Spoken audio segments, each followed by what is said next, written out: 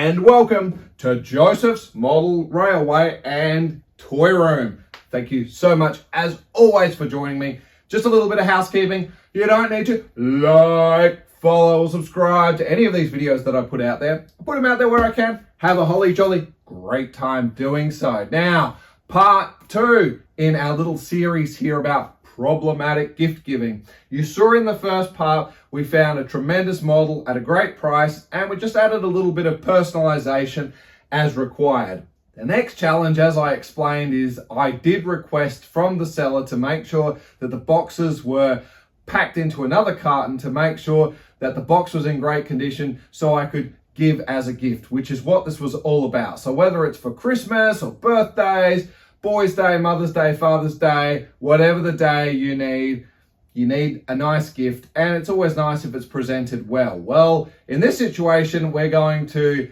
fix the problem because the boxes were partly destroyed by the time they arrived, and how can we turn this into a little more of an elegant solution for someone? So this could apply to many different things. In today's day and age where everyone wants what they can see, I mean, can you just imagine if when I saw a picture of this tractor and trailer that when it arrived it looked like this? Oh, the modern world of flat packing and things like that. Well, there is no toy shop locally I can go where it's pre-assembled and pay a few extra dollars to have it ready to go. I have to do that. So I call it problematic gift giving in some ways. But as you can see, here is a top tip to add a little bit of magic to something that you're giving someone. So let's get stuck in, shall we? First of all, I just broke my camera tripod for the phone. So here we go. Now, you'll recall in the previous video, we talked about buying some of these radio control, construction, machinery type of things and adding a little bit of personalization. Then I was just making a quick mention about what to do to gift them to a person. In my case, these are being gifted to, at the time, a 3-year-old girl. Now, I am well aware that it's ages 6 and over, but I think under the appropriate supervision, there can be fun to be had here. Now, I made explicit instructions, these models respectively $30, $40, $20, something like that. The situation is that they need to be wrapped up. So I specifically said to the particular seller who was selling them new, please package them so the boxes are well maintained for wrapping them up as a gift. And if it wasn't to my own personal family member, to anyone I was gifting them to. The boxes are actually quite nice. They've even been embossed so that you can actually feel the sort of checker plate effect that they're using.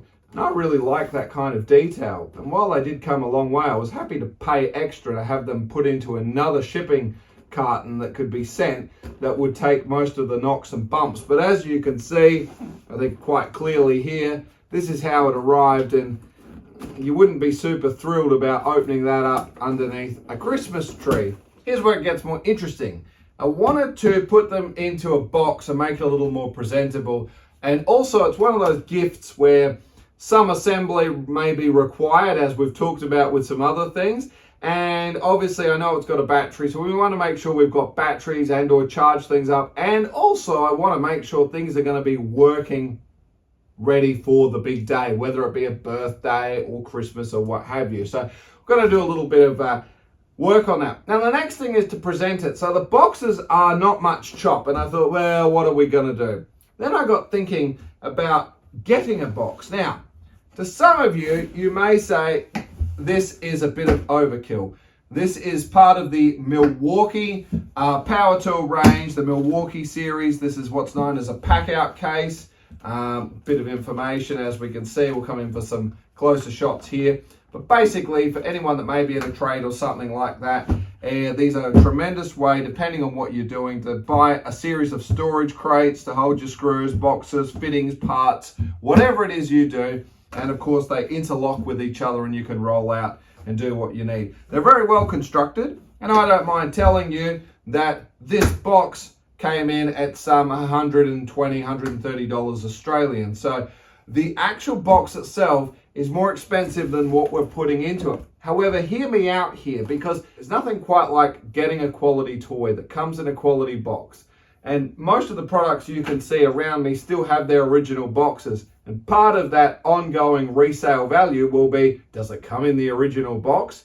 In this particular application, these boxes aren't that interesting because should she take an interest as she gets older in this stuff, she may well buy a more professional radio control kit, and she would certainly have the box for that. Future Joseph's problems to deal with later on. In the meantime though, I looked at this in a couple of ways. Obviously, we're going to have the toy itself and we're going to have the radio control unit. As a result, what got me thinking about this box is I can put both of the models in the box and I can store the controllers. But it's not just that. When she's finished playing with them, she can put all the things in the box and slide it away. And I think that's one thing with a lot of the younger generation. They can be saturated in today's day and age with a lot more toys than I had when I was young. And as a result, though, things can get mixed up and get a bit carried away. So as a result, I'm looking for a solution that is both durable, which this most certainly is, and of course has the ability to still have a life beyond even the toy itself. And I think that's going to be a key thing in logical storage solutions we come up with. And I've discussed in the channel before everything from the strip shelving that is holding the camera up as we speak to future applications. And who knows, maybe she'll end up with some Milwaukee tools and the whole situation works out for her. Well, let's have a look because there's a little bit more to the homework we did.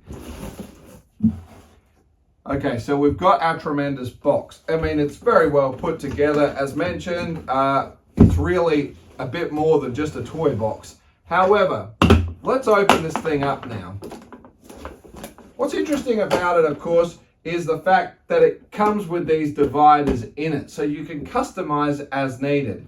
I also did the pre-measurements to make sure what I need will fit in the box. However, there was one slight problem which we're going to deal with in this video, and that is that obviously we've got these dividers that will slide out and can slide in, and you can configure it out what you need, which is logical for us. But on the flip side though, the red one you can see right in front of you here is not removable. That was a little bit of a shame. I was hoping it was, but needless to say, of course, we're still going to make this work.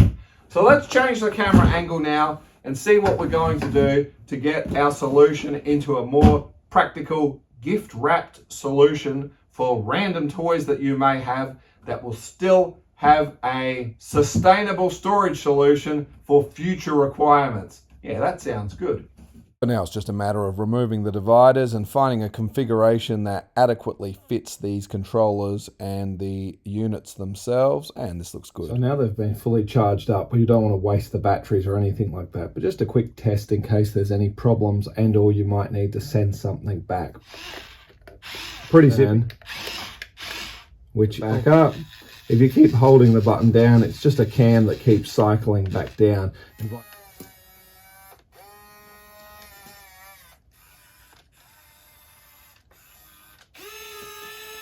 So even if they are rather young at heart and not quite understanding what they're supposed to do, I think there can be great fun to be gained on that one.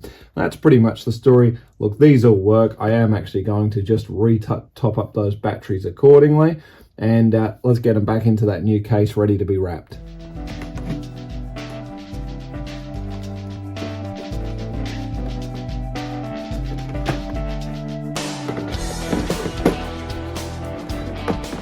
Driver, the spare batteries, your USB chargers, probably even put a USB charger in there.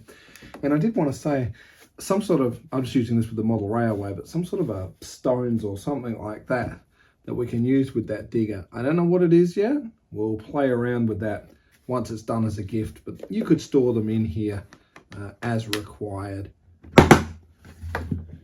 And you can see everything's pretty stable. Remember, it's going to be wrapped, put under a Christmas tree, and then that's where you're going to have it. The other thing is, once they've got it, they'll obviously handle it like that, open it up, play with it, put it back in, slide it, store it away. So let's just wrap it up, and that's job done.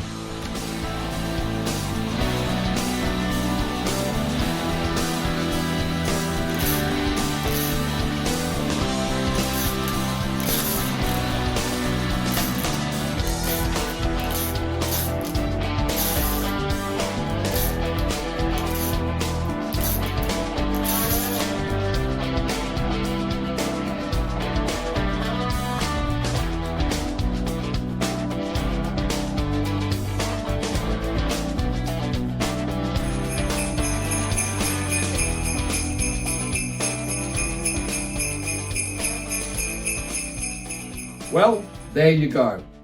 Well, I'm not going to lie, the Milwaukee box, which did cost probably twice what the actual model radio-controlled construction equipment machinery was worth, I still think it's good. And that box will certainly outlast everything else, and I can see a million other uses for that. And if you haven't already checked it out, please go back and check out a previous video where I talked about using some key storage systems for storing things like static grass and things like that. I think getting yourself organized, whatever interest or hobby you're doing, is really, really good. But you also want to get it right too. I'm 100% aware we can go to the store and buy a series of cheap plastic crates that I can tell you for a fact will break down in the next couple of years, snap off, crumble, and when you need them the most, the bottom will just fall out.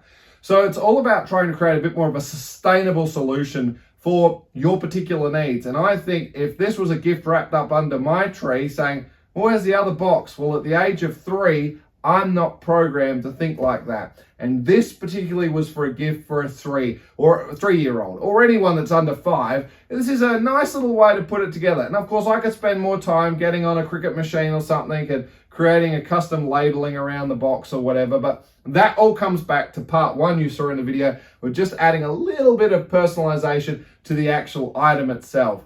And the box that it's sitting in is basically just the clear vessel that I can now have it wrapped up and present to the individual. But girls and boys, ladies and gentlemen, of course, this does now do it for yet another video. Thank you so much for joining me. I know Christmas is probably a distant thought at the moment as the video is now being released in the earlier part of the year. However, you've always got to keep thinking ahead. So please do stay safe, and I look forward to seeing you in that next one. Toodles!